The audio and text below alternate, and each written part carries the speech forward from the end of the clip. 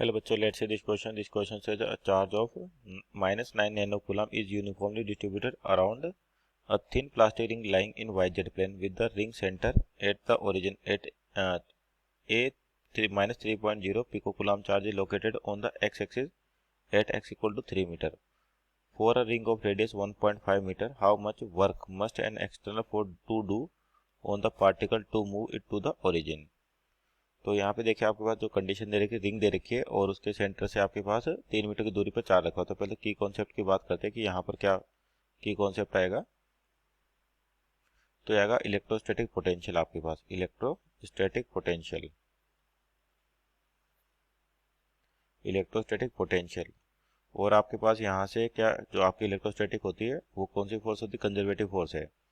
तो यहाँ पर आपके पास एनर्जी कंजर्वेशन का भी यूज आ सकता है या वर्क एनर्जी थ्योरम यूज कर सकते हैं। आपको वर्क फाइंड आउट करना है और आपके पास जो चार्ज उसकी पोजीशन चेंज हो रही है, तो वर्क एनर्जी थ्योरम ये भी अपन यहाँ यूज कर सकते हैं, वर्क एनर्जी थ्योरम। तो जो कंडीशन दे रखी है उसके अकॉर्डिंग कि आपको एक रिंग दिख रही है, मान लीजिए रिंग किस में लाई करी है, YZ प्लेन में, जो आपको दे रखा है कि किस में लाई करी है, YZ प्लेन में, और ये इसका सेंटर बोल देते हैं और यहाँ से x डिस्टेंस पे आपके पास एक और चार्ज रखा है। मान लीजिए चार्ज की वैल्यू कितनी दे रखी है आपको, -3 पिको कूलम, यानी कि -3 × 10⁻12 कूलम। और जो रिंग है इस पर आपको चार्ज दे रखा है मान लीजिए कैपिटल Q और यूनिफॉर्मली डिस्ट्रीब्यूटेड है -9 नैनो कूलम, यानी कि 9 × 10⁻9 कूलम। और इस रिंग की रेडियस दे रखी है आपको 1.5 मीटर, 1.5 मीटर। तो आपका इनिशियली चार्ज यहाँ पर और कहाँ पर लिखा है ना, सेंटर ऑफ रिंग पर। तो आपके पास इसके पोटेंशियल की बात करते हैं पहले तो x डिस्टेंस पे जो पोटेंशियल लिखा जाएगा आपके पास सिंपल क्या हो जाएगा, फिर सारा चार्ज क्या होगा, बराबर दूरी पे सिचुएटेड होगा यहाँ पर। इस तरीके से जो भी चार्ज हो, क्योंकि रिंग सिमेट्रिक का आपके पास चार्ज यूनिफॉर्मली डिस्ट्रीब्यूटेड है, तो आपके पास रिंग की वजह से यहाँ पर जो पोटेंशियल हो जाएगा सिंपल KQ/x। तो यानी कि पोटेंशियल एट पॉइंट P, इसको वहाँ P लिख लेते हैं। तो पोटेंशियल एट पॉइंट P कितना है, KQ, यानी कि चार्ज कितना है Q/x, और x क्या है, ये आपके पास r है रेडियस, और x दे रखा है तो √r² + x²। और सेंटर पे पोटेंशियल की बात करते हैं VC, यहाँ जो सेंटर है C मान लेते हैं, तो पोटेंशियल क्या KQ/x, KQ/r, सिंपल क्या हो जाए KQ/r। तो वर्क एनर्जी प्रिंसिपल से अपन जानते हैं जो work done by external force होता है equal to change in potential energy of system. और जो पोटेंशियल एनर्जी है उसको कैसे लिख सकते हैं अपन, जो पोटेंशियल U ये होती है Q टाइम्स पोटेंशियल। तो यानी कि यहाँ पर अपन final potential energy minus initial potential लिखे, तो आपके पास क्या हो जाएगा,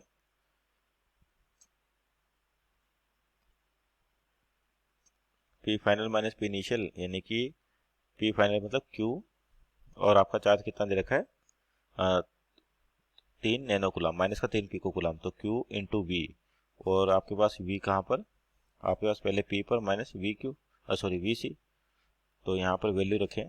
तो VP कितना था KQ/ आपके पास √r² + x² माइनस KQ/r। और यहाँ से आपके पास Q भी कांस्टेंट है, इसको बाहर ले सकते हैं अपन, और K भी कांस्टेंट है, अंदर क्या बचेगा केवल 1/√r², यानी कि r की वैल्यू दे रखी है 1.5, और आपके पास 1.5 मीटर, और ये भी कितनी दूरी पे 3 मीटर पे आपके पास, और -3 पिको कूलम। तो यहाँ पर हो जाए 1.5 का स्क्वायर प्लस x कितना आपके पास शुरुआत में 3 मीटर स्क्वायर है, 3 का स्क्वायर माइनस 1/r। तो रेडियस कितनी दे रखी है 1.5 दे रखी है आपको। तो यहाँ से Q की वैल्यू जो दे रखी है अपने पास कितनी, माइनस का 3 पिको कूलम, यानी कि -3 × 10⁻12। और ध्यान रखिए आपके पास जो पोटेंशियल है स्केलर क्वांटिटी, तो पोटेंशियल जब लिखेंगे तो चार्ज को साइन के साथ यूज करें, और इलेक्ट्रॉन दे रखा है तो चार्ज नेगेटिव दे रखा है तो नेगेटिव वर्ड यूज करेंगे। K की वैल्यू थी 9 × 10⁻9, और आपका जो चार्ज दे रखा है रिंग पर वो कितना है, यहाँ पर दे रखा आपको -9 नैनो कूलम, यानी कि -9 × 10⁻9 divide by 10⁻9 divide by 1/√1.5² plus 3 का स्क्वायर माइनस 1/1.5।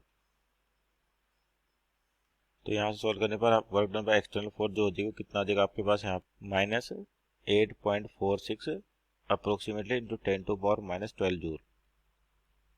और जो work done by external force negative sign क्या बता रहा है कि अपने को अगेंस्ट इलेक्ट्रोस्टैटिक्स काम करना है, तो केवल मैग्नीट्यूड की बात करें अपन तो मैग्नीट्यूड कितना हो जाएगा इसका 8.46 into 10⁻⁻12 joule. So this is our final answer. Hope you understood well. Best of luck.